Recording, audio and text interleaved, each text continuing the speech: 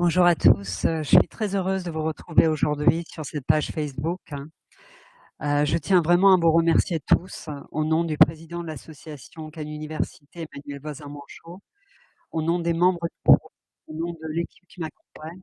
Je vous remercie pour votre fidélité, pour avoir fait de cette page un lieu de rencontre et d'échange virtuel. Je tiens aussi à remercier tous nos intervenants qui, depuis des semaines, assurent des conférences et des ateliers gratuitement accessibles à tous en ligne. Et puis aujourd'hui, je tiens tout particulièrement à remercier Sarah Yalda, productrice de conférences au Mathurin et au Théâtre de Marigny à Paris, et qui nous aide depuis quelques années à organiser de très belles conférences à Cannes. Et puis Sarah, je vous laisse la parole pour que vous nous présentiez l'invité de ce jour, Luc de Barochet. Je vous souhaite à tous une très belle conférence et portez-vous bien. Merci Maria, merci beaucoup. Bonjour à tous et merci d'être avec nous. Un grand merci à Luc de Barochet qui nous rejoint de Francfort en Allemagne où il vit et travaille depuis 5 ans. Bonjour Luc, merci d'avoir accepté Bonjour. l'invitation. Vous êtes, comme l'a dit Mariam, journaliste, éditorialiste au magazine Le Point. Longtemps, vous avez été le correspondant de l'AFP. Vous étiez à Bruxelles, à Jérusalem, à Berlin.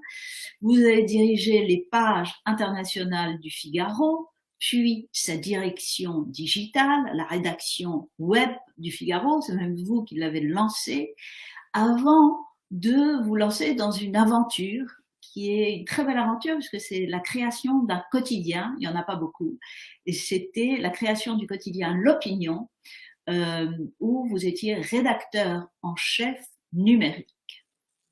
Alors, comme je le disais tout à l'heure, ça fait 5 ans que vous habitez en Allemagne, et donc vous avez un regard tout à fait pertinent sur ce pays. Vu de France, pour nous, l'Allemagne est considérée comme un modèle de gestion dans son combat contre le coronavirus.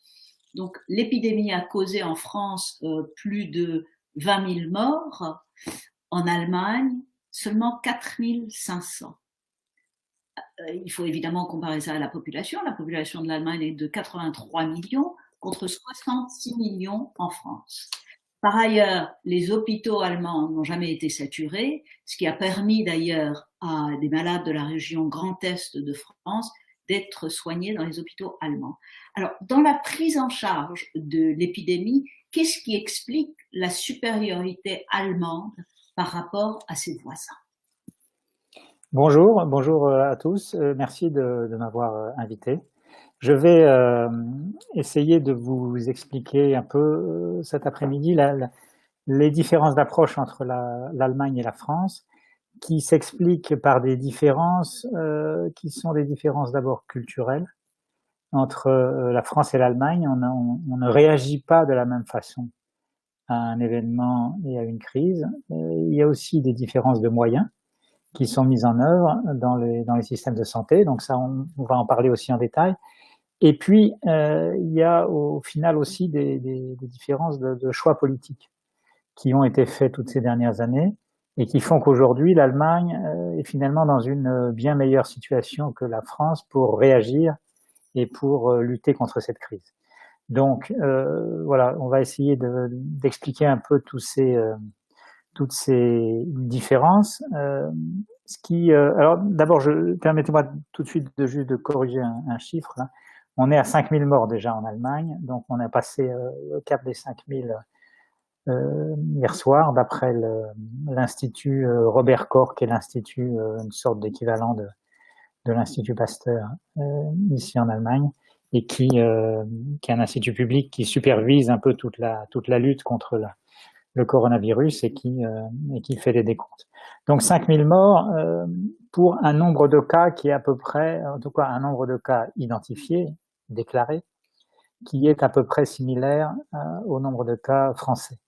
Donc on a, je dirais, à peu près 4 fois moins de morts en Allemagne qu'en France. Alors, comment ça s'explique? D'abord, il faut se méfier des biais statistiques. C'est une question assez importante parce que quand on regarde comme ça, on voit à peu près autant de cas déclarés en Allemagne et en France, mais beaucoup moins de morts en Allemagne. Donc on se dit, ah, comment font les Allemands pour avoir moins de morts? Eh ben, peut-être qu'en fait, ils ont moins de cas. Pourquoi? Parce que les Allemands testent beaucoup plus la population. On est, depuis le début, depuis la fin janvier, déjà, le premier cas de Covid-19 a été déclaré en Bavière le 27 janvier. C'était dans une entreprise, un sous-traitant automobile. Il y avait des stagiaires qui étaient venus de Chine, de Wuhan justement. Et quand ils sont repartis, on s'est aperçu qu'il y avait un de leurs interlocuteurs bavarois qui était malade. Dès la fin janvier, en fait, les Allemands ont commencé à déployer des tests et à tester massivement la population. Alors d'abord dans les premiers clusters, comme on dit, les premiers foyers d'infection qui ont été identifiés, puis petit à petit on a étendu. Et aujourd'hui on est capable de tester à peu près 500 000 personnes par semaine, ce qui est énorme. Et ils sont en train de passer, ils ont un objectif de passer dans les jours qui viennent à 700 000 tests par semaine, donc à peu près 100 000 tests par jour, ce qui est considérable.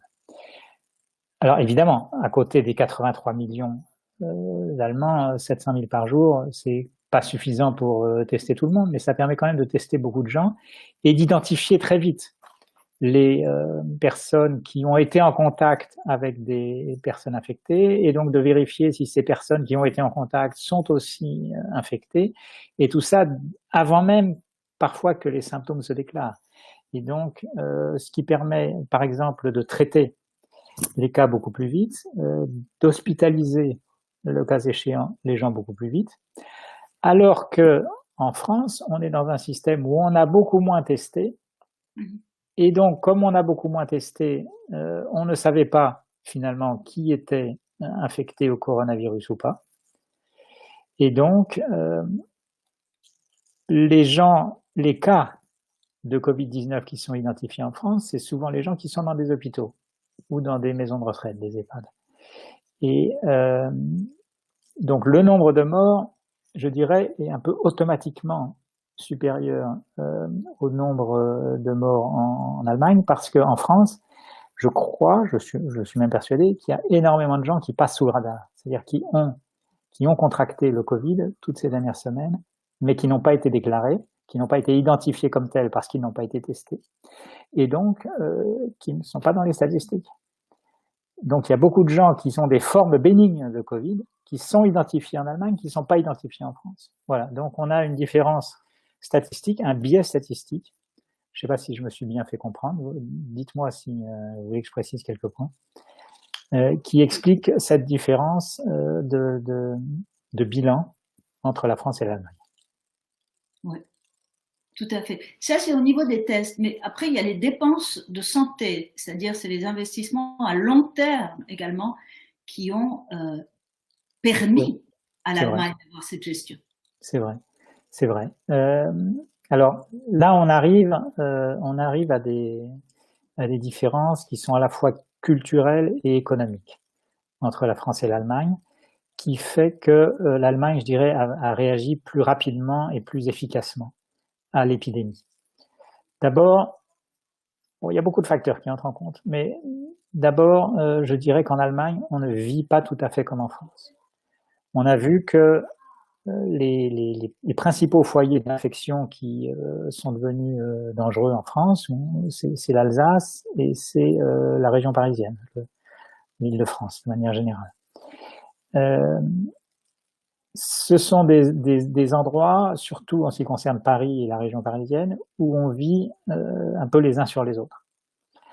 Où il y a le métro, il y a les entreprises, les cafés, on est vraiment très serrés, très tassés les uns contre les autres, etc. En Allemagne, beaucoup moins, parce que une métropole comme Berlin, par exemple, qui est la plus grande ville allemande, est à peu près, alors j'ai plus exactement les chiffres de kilomètres carrés en tête, mais c'est à peu près 5 fois plus grand que Paris pour une population inférieure. Ça veut dire que la densité de population est bien moindre en Allemagne qu'en France, y compris dans des villes comme celle où je vis, Francfort, où on n'est pas du tout entassés les uns sur les autres, mais c'est pareil à Munich ou à Hambourg ou à Cologne. Donc, la contamination quand même, pour un virus qui est extrêmement virulent comme celui du SARS-2, cette contamination se passe plus lentement. Ensuite, on a moins de contacts sociaux, je dirais, dans les familles, entre les générations. En France, en Italie, on a vu en Italie, par exemple, que la contamination au départ a été très rapide et qu'elle a surtout beaucoup affecté les personnes âgées. En Allemagne, beaucoup moins. Parce que les personnes âgées, en Allemagne, elles sont très nombreuses. C'est un pays aussi très vieillissant, un peu comme l'Italie, plus que la France. Néanmoins, les personnes âgées vivent un peu entre elles. Il y a moins d'échanges intrafamiliaux en France qu'en Allemagne. Par exemple, en Allemagne, les jeunes quittent le foyer familial à peu près à 23 ans. En Italie, c'est 30 ans. En France, c'est à peu près 27-28 ans. Ça, en moyenne, évidemment. Donc, ça veut dire que les générations vivent moins interconnectées qu'en France. Donc ça a joué aussi. Après, il y a eu le fait aussi que l'Allemagne est un pays beaucoup plus industrialisé que la France, où il y a moins eu de désindustrialisation qu'en France, et donc on a eu des industries pharmaceutiques qui ont été capables de réagir beaucoup plus vite qu'en France. Par exemple, il se trouve que 2 des principaux fabricants européens de respirateurs qui sont utilisés pour les lits de soins intensifs sont allemands, notamment Dräger, le principal fabricant mondial de respirateurs, il est dans le nord de l'Allemagne. Donc, évidemment, ça aide. Bon, il y a eu aussi quelques faiblesses, je vous en parlerai après. Mais dans les moyens, ce qui est important aussi, c'est de voir la différence aussi entre les systèmes de santé, les systèmes hospitaliers. Les systèmes hospitaliers allemands et français, quand on les compare, alors d'abord on voit que globalement les moyens financiers sont à peu près les mêmes. On a 11,5% du produit intérieur brut en Allemagne qui est consacré aux dépenses de santé. C'est à epsilon près la même chose qu'en France. Donc, l'image qu'on a d'une Allemagne qui dépenserait plus pour ses hôpitaux est fausse. On dépense la même chose en France et en Allemagne pour les systèmes de santé. En revanche, la gestion n'est pas la même. On a en France beaucoup plus, alors je ne sais pas pourquoi, mais dans les hôpitaux publics, on a beaucoup plus de personnel administratif qu'en Allemagne. Je voyais des chiffres l'autre jour disant que dans les hôpitaux français, il y a à peu près 34 à 35% de personnel administratif contre 65% à peu près de personnel de santé. En Allemagne, on a seulement 25% de personnel administratif et 75% de personnel de santé. Donc, une meilleure répartition, je dirais, du personnel. Ensuite, beaucoup d'hôpitaux privés et de cliniques privées qui, contrairement à la France, sont incluses dans la riposte nationale contre le Covid. Moi, j'ai vu qu'en France, il y avait des hôpitaux publics qui étaient totalement débordés dans la région parisienne, au moment où certaines cliniques privées étaient pas vides, mais enfin très peu utilisées. Je crois qu'ils s'y mettent, là. Elles s'y mettent, les cliniques. Pardon? Ils s'y mettent maintenant. Je pense que ça. Voilà, ils s'y mettent. Mais en Allemagne, dès le début, les hôpitaux privés et beaucoup d'hôpitaux non seulement sont privés en Allemagne, mais ont été privatisés ces dernières années. Il y a des groupes qui sont des groupes d'hôpitaux très très importants en Allemagne. Et je pense que cette utilisation à la fois du système public et du système privé dès le départ a permis une plus grande souplesse dans la gestion des malades. Et enfin, l'équipement était bien meilleur. Donc ça veut dire que les dépenses de santé, qui sont à peu près les mêmes en France et en Allemagne, ont été plus consacrées en Allemagne à l'investissement, en tout cas dans les soins intensifs, qu'en France. On avait au début de la crise, tout au début de la crise, on avait à peu près 28 000 lits en soins intensifs qui étaient disponibles en Allemagne, contre à peine 5 000 en France. ils ont porté en Allemagne très vite le nombre de soins intensifs, le nombre de lits en soins intensifs à 40 000, dont 30 000 équipés de respirateurs. En France, on en est loin. Alors même que les nombres de gens hospitalisés en Allemagne restent très inférieurs. Et donc, on a encore aujourd'hui entre 30 et 40% des capacités de soins intensifs en Allemagne qui sont pas utilisées, qui sont voilà. Donc ça a évidemment permis de faire des gestes de solidarité, de faire venir quand il y avait des hôpitaux totalement engorgés à Strasbourg, à Mulhouse ou à Paris, de faire venir des patients. Il y en a qui sont venus dans le Bade-Württemberg, donc dans le sud. Il y en a qui ont été hospitalisés à Munich, à Berlin, à Bonn, un peu partout, des patients de France, mais aussi d'Italie et des Pays-Bas ont été hospitalisés en Allemagne. Malgré toutes ces hospitalisations de soutien aux pays voisins, il reste encore beaucoup de places libres. Voilà. Oui, je me souviens d'ailleurs avec l'humour qui caractérise les Britanniques, The Guardian avait titré ces dernières semaines « Hôpitaux allemands cherchent malades ». Ça, c'est l'humour britannique. Écoutez, Luc, vous avez évoqué les faiblesses du système hospitalier allemand, les faiblesses de la gestion de la crise contre cette épidémie. Quelles sont ces faiblesses? Alors, il y a des faiblesses, il y a deux faiblesses principales. D'abord, le personnel. L'Allemagne est un pays qui, globalement, manque de main-d'œuvre et ça se ressent notamment dans le secteur de la santé. Toutes ces dernières années, il y a beaucoup de gens qui venaient d'autres pays, notamment d'ailleurs de pays européens, que ce soit l'Espagne, la Grèce, même la France, des gens qui sont venus travailler en Allemagne parce que on manque de personnel de santé en Allemagne, aussi pas mal d'Europe centrale. Et là, avec les fermetures, par exemple, de frontières, le fait que les gens peuvent beaucoup moins circuler, etc., il y a eu des gens qui n'ont pas pu venir prendre leur poste en Allemagne parce qu'ils étaient, pour une raison ou une autre, repartis chez eux. Et donc, il y a par moment, il y a des déficits en personnel. Donc ça, c'est une des faiblesses du modèle allemand. C'est que, bon, peut-être aussi parce que l'économie, toutes ces dernières années, a très bien marché, a connu une croissance assez rapide. Il n'y a plus du tout de chômage. Et donc, il y a des endroits, et notamment dans la santé, où il y a des déficits en personnel. Une deuxième faiblesse qui est importante, c'est que le secteur pharmaceutique, alors là, ça ressemble un peu à la France, a beaucoup délocalisé la production de médicaments, notamment en Chine, pas seulement en Chine, aussi au Maroc ou dans d'autres, mais aussi beaucoup en Chine. Et là, ça s'est ressenti. Il y a eu des pénuries d'antirétroviraux, etc., qui ont été en partie attribuées au fait que en tout cas, les industries pharmaceutiques allemandes ne sont plus capables de réagir aussi vite et de produire très vite des médicaments dont on aurait besoin parce qu'elles ne les produisent plus depuis très longtemps. Elles les produisent ailleurs, dans d'autres pays. Donc voilà, ça c'est aussi une faiblesse. Après, il y a une question qui est importante, c'est la question de la décentralisation. L'Allemagne est un système fédéral où, contrairement à la France, l'État central ne décide pas tout. Les régions, qu'on appelle les Länder ici, les régions, décident beaucoup de choses.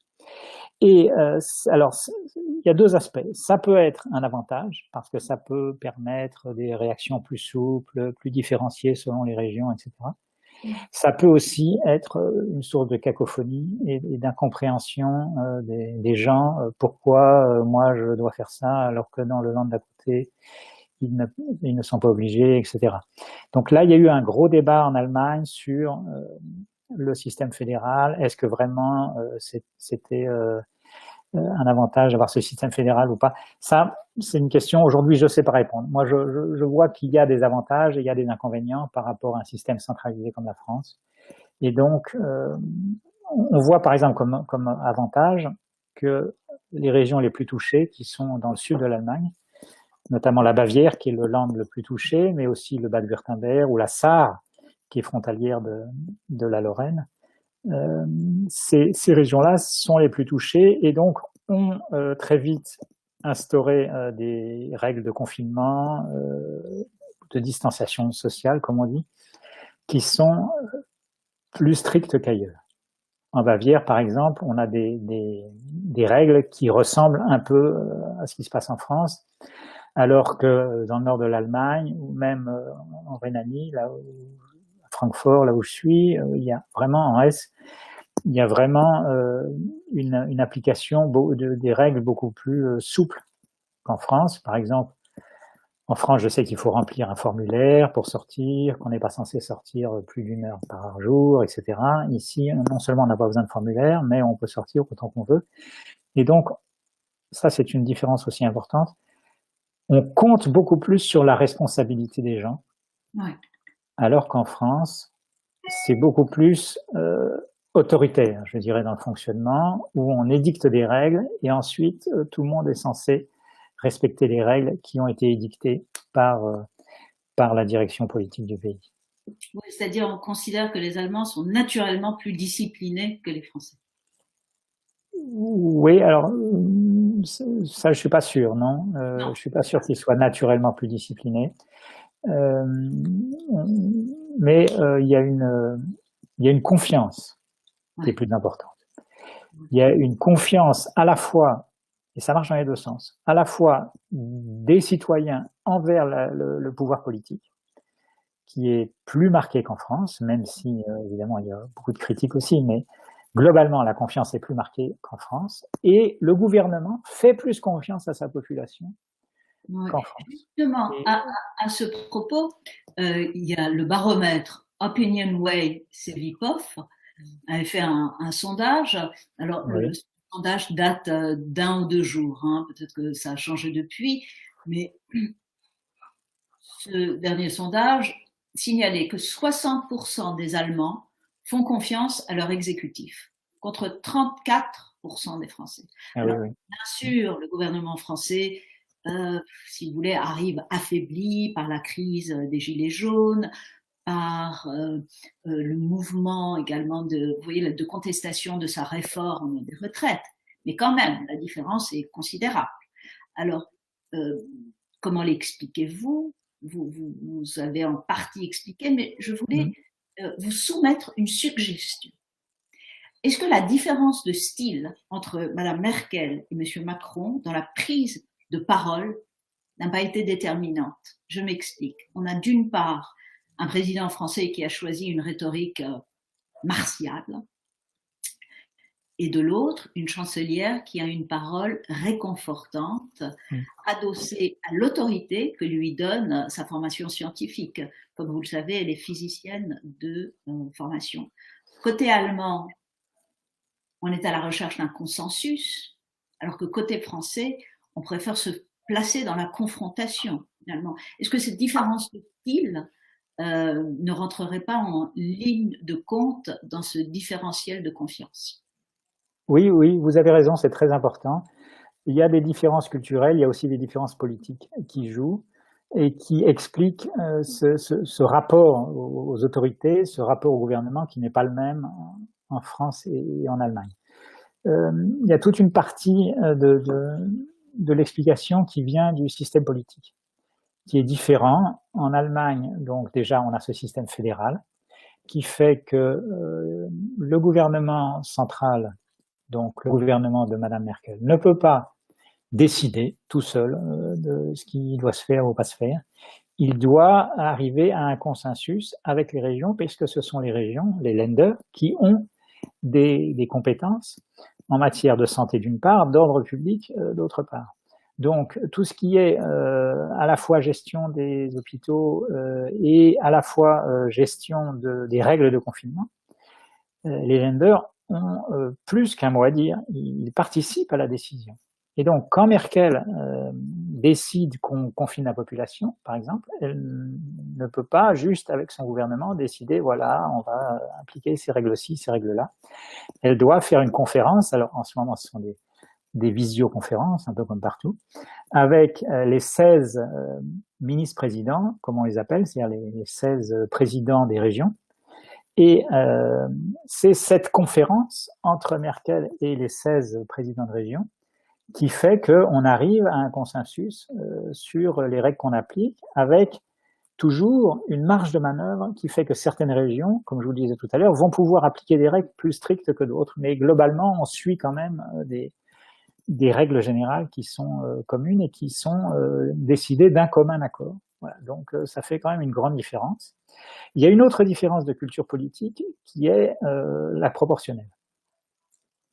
En France, on est dans un système que les Anglais appellent winner takes all, où le parti majoritaire décide en gros de toute la politique pendant la durée de la législature. Le président, une fois que le président est élu, il applique sa politique, et le parti qui est majoritaire à l'Assemblée nationale applique la politique du président.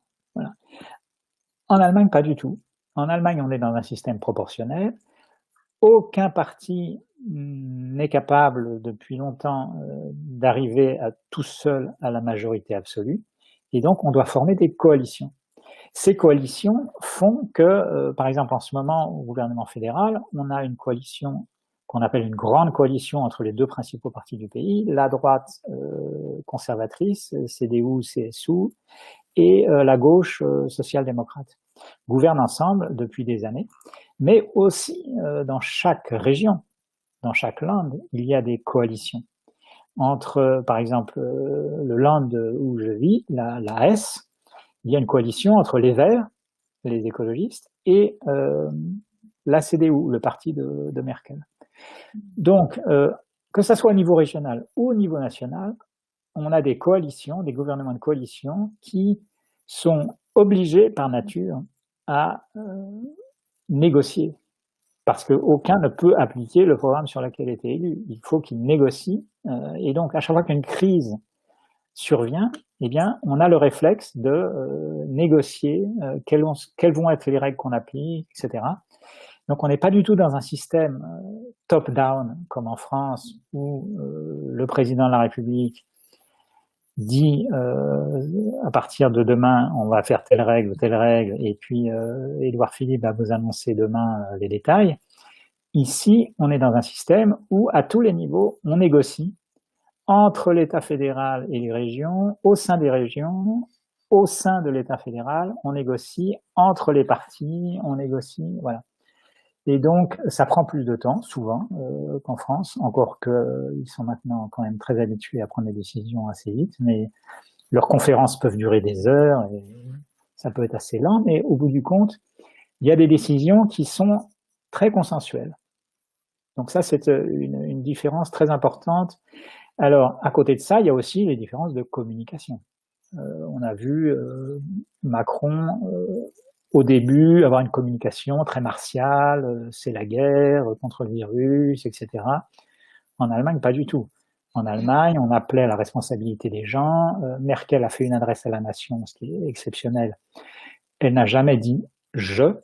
Ça m'a frappé, alors que Emmanuel Macron, dans ses allocutions ou ses interventions, il dit beaucoup « je pense que, je décide que ». Elle, jamais. Elle dit « nous allons faire ci, nous allons faire ça ». Elle a un côté aussi, comme elle est au pouvoir depuis 15 ans presque, elle a un côté évidemment très éprouvé, très solide, très connu, qui font que les gens lui font instinctivement confiance. En tout cas, beaucoup de gens lui font confiance. Dans les périodes de crise, sa cote de popularité est remontée très très fort ces dernières semaines. Elle est aujourd'hui, j'ai vu un sondage là où elle était à 79% de cote de popularité après 15 ans de pouvoir et plusieurs crises. C'était vraiment exceptionnel. Oui, ça fait rêver. Ça fait rêver. Ça pourrait faire rêver Emmanuel Macron, j'imagine.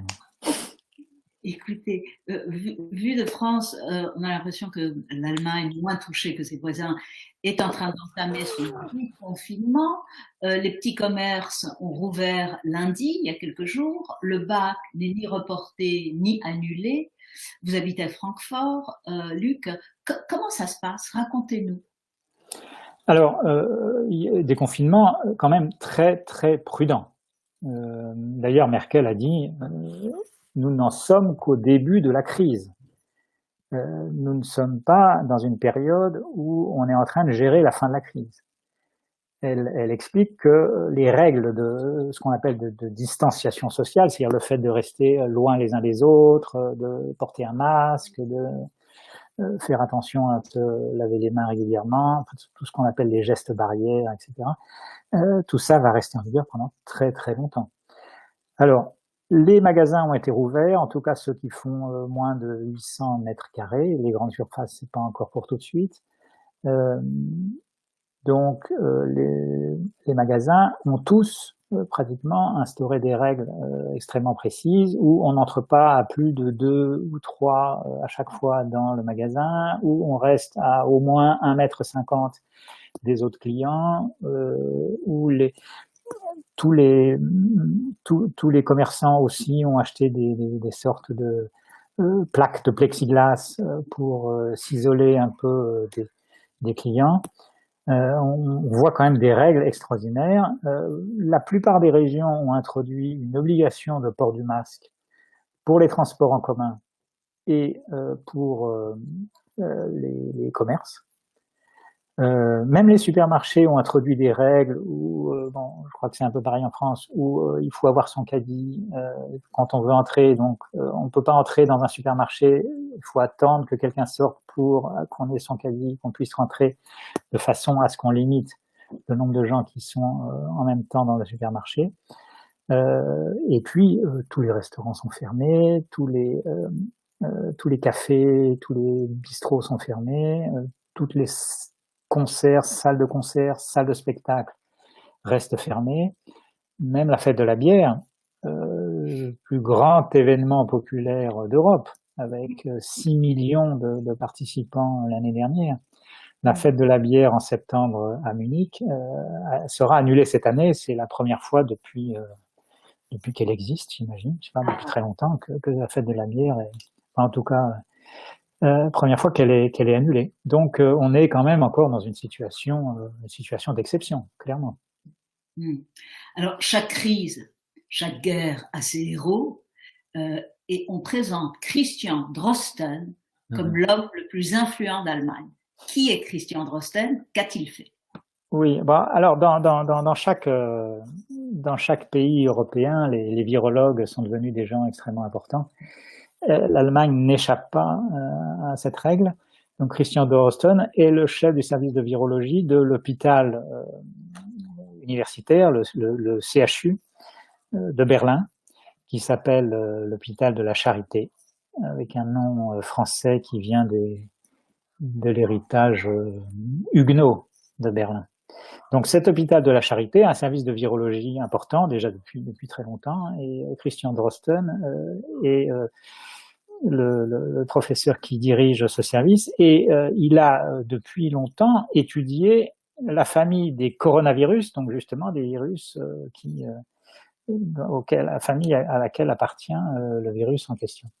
Déjà en 2002-2003, quand il y avait eu la crise du SRAS, du syndrome respiratoire aigu en Chine, Christian Drosten était un des scientifiques européens qui s'était le plus intéressé à la question, qui avait publié des recherches et qui avait été décoré déjà à l'époque de la Croix du Mérite fédérale pour tout ce qu'il avait fait pour aider à comprendre le fonctionnement de ce virus. Voilà. Donc, ça faisait des années qu'il se préparait à une épidémie de ce genre. Et bon, il est en plus très médiatique, il parle bien, il présente bien, il donne tous les jours presque une conférence de presse, enfin une intervention à la télévision où il explique.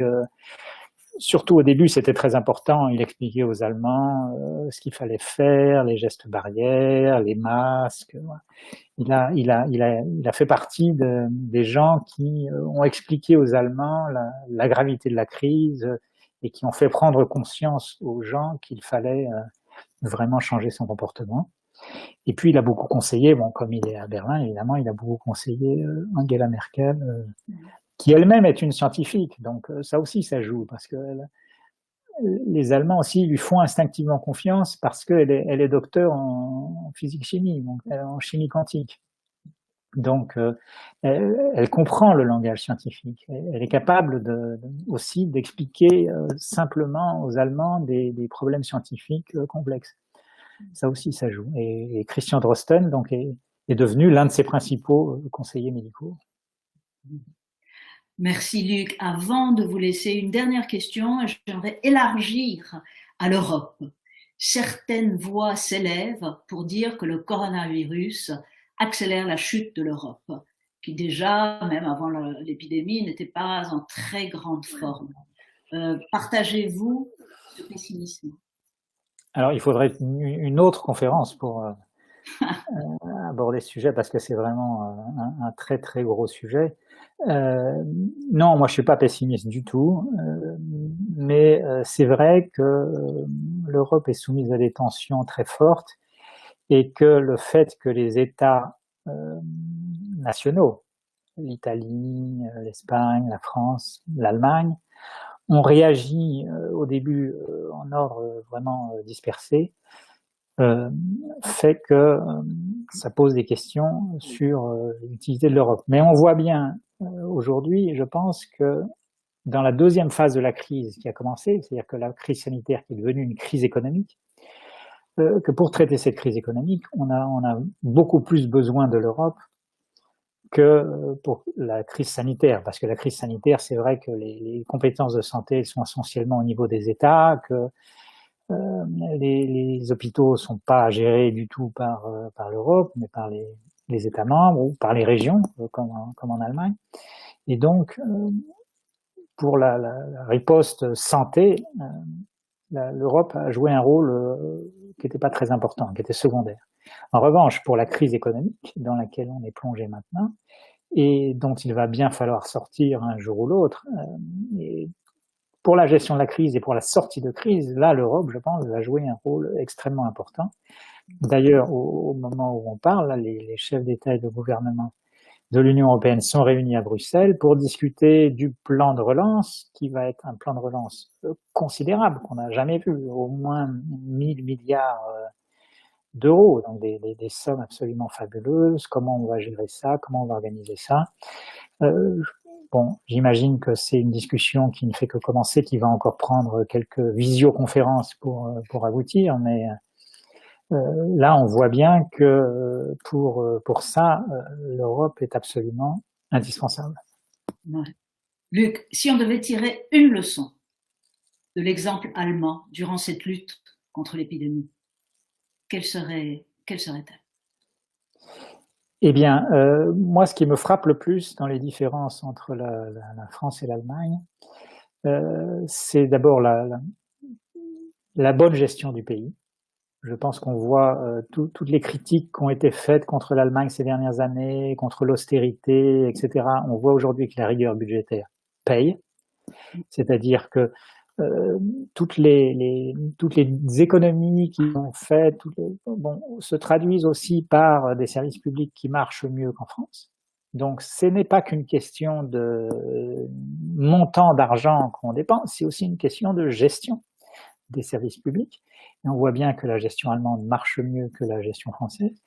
Et puis, la deuxième chose, je dirais, qui est importante, c'est comme je vous expliquais tout à l'heure, c'est la confiance. La confiance qui est faite par le gouvernement, qui est placée dans les citoyens.